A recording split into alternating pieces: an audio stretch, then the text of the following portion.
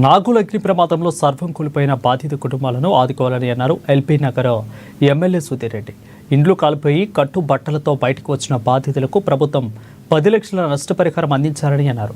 ప్రమాదంలో 15 గుడిసెలు పూర్తిగా దగ్ధమయ్యాయి, మరో 10 గుడిసెలు పాక్షికంగా కాలిపోయాయని అన్నారు ఎమ్మెల్యే సుధీరెడ్డి. ఘటనా స్థలాన్ని పరిశీలించిన ఎమ్మెల్యే సుధీరెడ్డి మరోసారి ఇలాంటి ఘటనలు జరగకుండా చర్యలు తీసుకోవాలని అన్నారు ఎమ్మెల్యే సుధీరెడ్డి.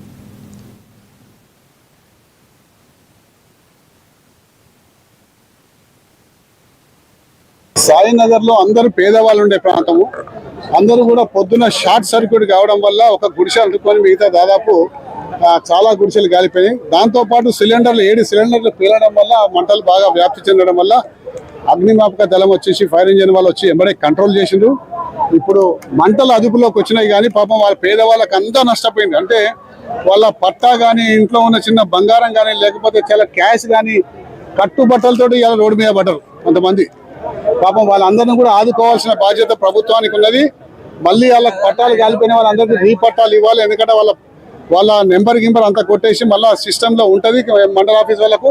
వాళ్ళకంతా కూడా సెకండ్ కాపీ ఇచ్చి ఆదుకోవాలి. అలాగే నష్టపోయిన వాళ్లకు ప్రతి గుడిచెకు కనీసం ఈ ప్రభుత్వం 10 లక్షల రూపాయలు ఇచ్చి ఆదుకోవాలని చెప్పేసి మా సందర్భంగా మా పార్టీ తరఫున డిమాండ్ చేసుకుంటూ, మరి ఇప్పుడైతే పంటలు అదుపులోకి వచ్చినాయి. వీళ్ళకందరికీ కూడా భోజనాలు ఈ పక్కకు సాయినగర్ కమ్యూనిటీ హాల్లో ఏర్పాటు చేసినాము. కొంతమందిని మేము పోయి చూసేస్తాము.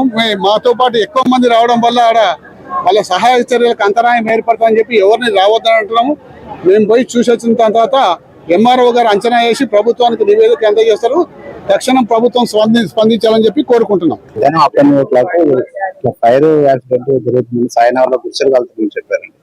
ఇమీడియట్లీ ఎల్బీ నగర్ ఉన్న వెహికల్స్ ని టర్న్అవుట్ చేయించాము. అక్కడ వచ్చి చూసాక ఫైర్ చాలా పెద్ద దాదాపు అప్పటికే ఒక 10 నుంచి 15 గుడిసెలు స్టార్ట్ అయింది. మేము వచ్చి రీచ్ అయినామంటే ఫైర్ చూస్తే చాలా పెద్దగా ఉండడం వల్ల హైతనగర్ అండ్ మూలాలి మల్కాజ్గిరి నుంచి వెహికల్స్ మొత్తం 5 వెహికల్స్ టర్న్అవుట్ చేసి ఫైర్ ని పూర్తిగా కంట్రోల్ కి తీసుకుని వచ్చాము. ఈ కంట్రోల్ కి తీసుకున్నాము కొద్దిగా 1 అవర్ టైం తీసుకుంటాం. దాదాపు 3 నుంచి 4 సిలిండర్లు ఎవరికేం కాలేదు. మా ఫైర్ ఫైటర్స్ కొంచెం ఏళ్ళకి కావాలి. అది మాకు ఇప్పుడేం తెలియదు. అక్కడ ఏం జరిగింది అనేది స్పాట్ లో ఇది మొత్తం పూర్తి అయిపోయిన తర్వాత ఏం జరిగిందని వాళ్ళ నుంచి డీటెయిల్స్ తీసుకొని, ఇంకోటి ఏంటంటే గుడిసెలలో పొయ్యి పెట్టే వాళ్ళు ఉంటారు కదా,